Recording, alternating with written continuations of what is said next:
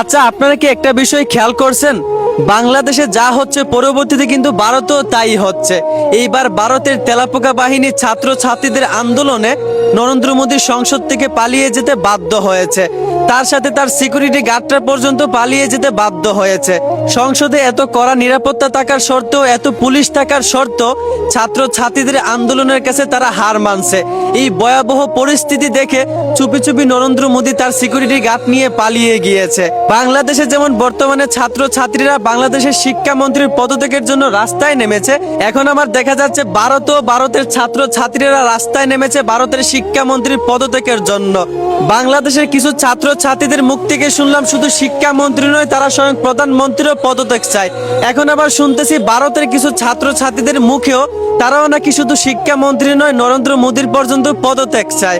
আমি বুঝলাম না ভাই, বাংলাদেশে যা হচ্ছে পরবর্তীতে ভারতেও তাই হচ্ছে। তবে কি তারা বাংলাদেশকে কপি করতেছে? 2024 সালে ছাত্রদের আন্দোলনে শেখ হাসিনা পালিয়ে নরেন্দ্র মোদীর কাছে আশ্রয় নিয়েছিল।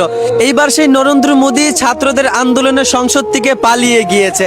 যেই পরিস্থিতি, আজ তো সংসদ থেকে পালিয়েছে, হয়তোবা একটা সময় দেশ ছেড়েই পালিয়ে যেতে বাধ্য হবে। তখন সে কার কাছে আশ্রয় নিবে? ওই যে একটা কথা আছে না, আল্লাহ ছাড় দেন কিন্তু ছেড়ে দেন না। পাপের বোঝা ভারী হলে সেই পাপের ফল দুনিয়াতেই একটা সময় পেতে হয়। এইবার হারে হারে নরেন্দ্র মোদী টের পাবে কত দানে কত চাল। আল্লাহ ছাড় দেন কিন্তু ছেড়ে দেন না।